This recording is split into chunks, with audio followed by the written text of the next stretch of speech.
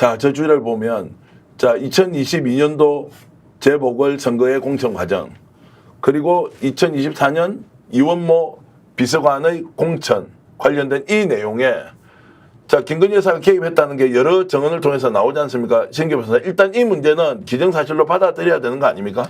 아니 오늘 아침에 이철규 의원이 아무래도 입장을 내고 뭐 본인이 이제 그런 허위 사실 유포에 대해서 법적 대응하겠다 뭐 이런 입장 낸 걸로 알고 있는데요. 이게 핵심은 뭐냐면은 김건희 씨가 어떤 공천 개입이라든지 저질러서는 안 되는 이런 민주주의 파괴 범죄를 저지를 때는 사실상 당에다가 자기 사람을 심어놓고 공범으로서 이걸 범행을 지금 저질렀다라고 보는 게 합리적일 거거든요. 그렇다면 누가 과연 그 김건희 씨의 늘어난 팔 역할, 대리인 역할을 했을 것이냐 이게 핵심인데요.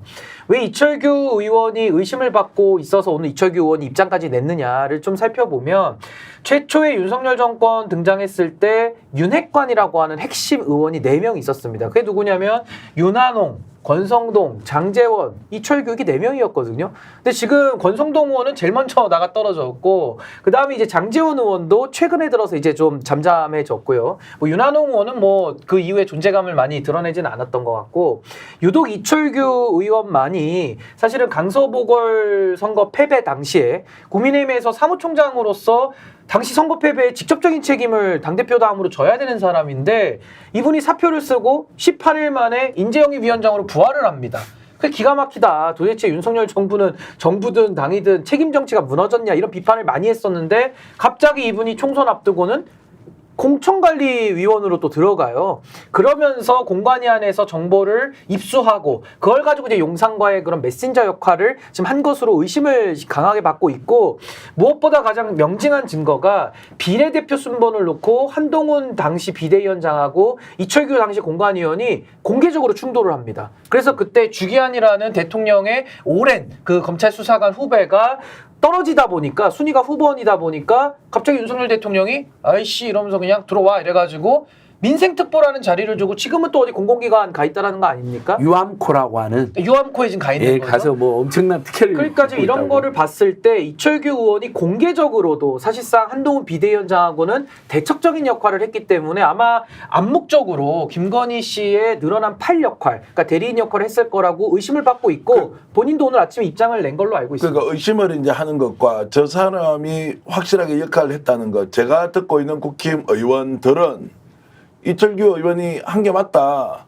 그리고 오늘 여러분들께 최초로 말씀드리는 내용은 그 당시에 김건희 여사가 외압을 통해서 공천을 누구에게 주라고 하는 문제가 당내에 생기니까 그거 받아들이면 큰일 난다라고 직접 이철규 의원에게 당신 이러면 안 된다. 당신이 나중에 다 덮었을 수 있다라고 조언을 했다는 얘기까지 제가 들었습니다. 그런데도 이분은 오늘 망상에 기초한 허구의 발언이다라고 이제 한 것으로 보면 이렇게 묻을 수 있다고 생각합니까? 아니면 실제로 우리가 지금 하고 있는 게 망상에 의한 허구적 발언입니까? 안진걸 소장. 다 터져나오지 않을까요? 윤석열 김건희가 갑자기 전략을 수정할 것 같은데요. 명태균 정도로 꼬리자랑 했는데 이철규 네가 한번 책임져야겠다 이렇게 해버릴 것 같은 상상이 드는데요. 왜냐? 김영선 공천의 숨은 주역도 만약에 명태균이랑 함께 이철규였다.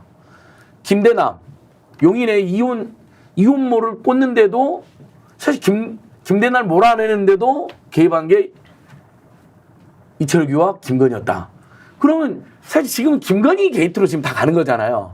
근데 김건희 게이트가 아니라 사실은 부하들의 과잉 충성이 있었다. 오판하고 명태균으로는 꼬르지는 않으니까 아마 이철규를 꼬르자기 위해서 나중에 이철규가 모든 걸 폭로하는 그런 혼자서 상상을 해봤는데요.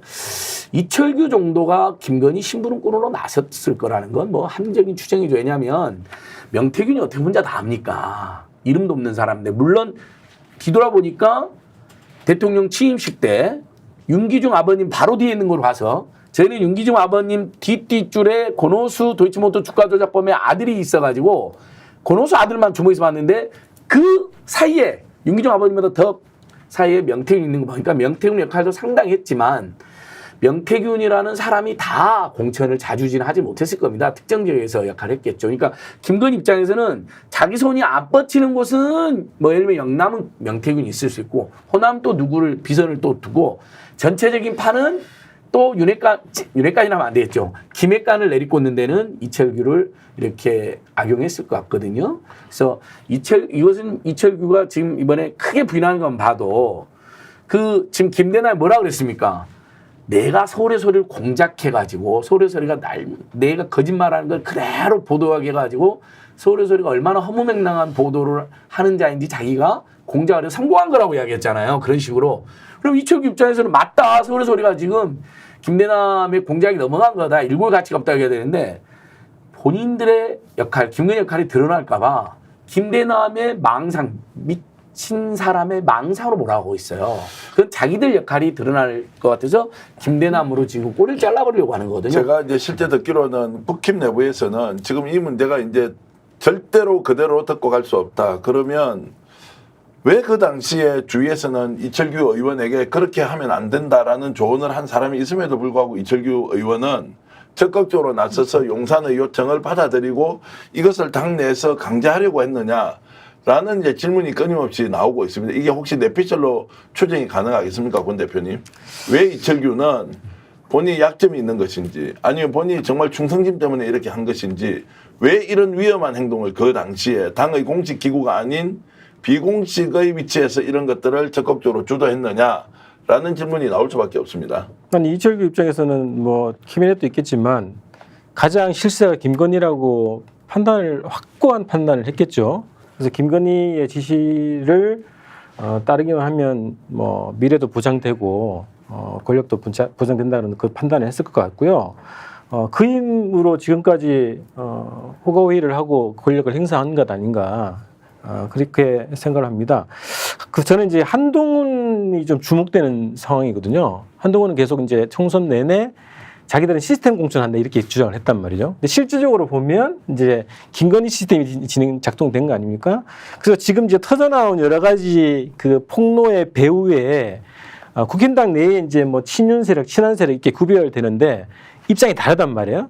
그래서 지금 최근에 터져나오는 그 이종호의 그 통화 내용 그리고 여러 가지 그 김영선과 관련한 그리고 그 용인 그 공천과 관련한 이 내용들이 터져 나오는 배경에 한동훈이 있는 것 아닌가라는 의심이 됩니다.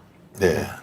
자, 그래서 이게 이제 어떤 식으로 번질지 좀 더 지켜봐야 하는데 일단 이철규 의원이 핵심적인 역할을 했다는 추론이 점점점 확신으로 가고 있는 상황에서 본인은 절대 아니다. 이것이 망상에 기초한 허구의 발언이다라고 했지만 이쪽으로 지금 몰려가고 있고 국힘 내부에서도 이철규가 져야 될 책임은 실제로 정책 책임뿐만이 아니라 법적 책임 또한 무겁게 다가올 것인데 과연 이 사람이 그러면 윤석열 김건희 대통령 부부에 대해서 끝까지 이철규가 보호해 줄 수 있겠느냐라는 질문을 국힘 내부에서 하고 있습니다. 어떻게 보십니까? 아니 근데 무슨 뭐 조폭들도 아니고 범죄 혐의가 있으면 뭐 서로 그걸 감춰주는 게 미덕도 아니고요. 사실 범죄 혐의가 있으면 빨리 자수해서 광명 찾는 게 본인들한테도 훨씬 더 좋을 것이다라는 생각이 들고요.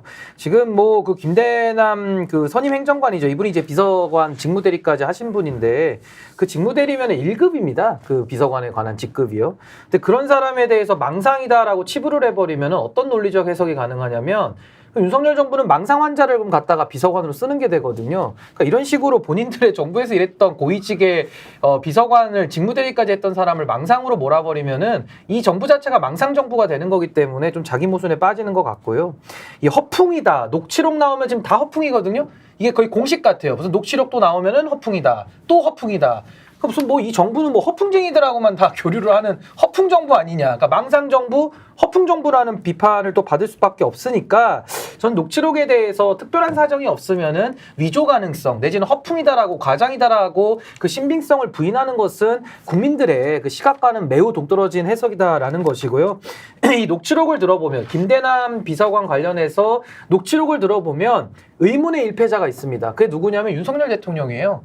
도대체 공천 개입이라는 중대 범죄는 다 저지르고 있는데 여사 이름만 나옵니다. 김건희, 여사, 김건희 계속 반복적으로 나오거든요. 그러니까 여기서 도대체 윤석열 대통령은 녹취록에서조차도 허수아비구나, 바보구나 이런 거를 우리가 좀 추단할 수 있어가지고 저는 의문의 일패를 윤석열 대통령이 그렇죠. 당하고 있다. 그러니까 실질적으로 바지 대통령이다라는 것을 볼 수 있고 그럼 실세는 누구냐? 김건희 실세 대통령이 아마 실세 내각을 갖고 있는 거 아닌가라는 합리적인 의심이 가능합니다. 자, 부부 스픽스는 말하는 언론입니다. 대세는 유튜브, 그중에서 스픽스.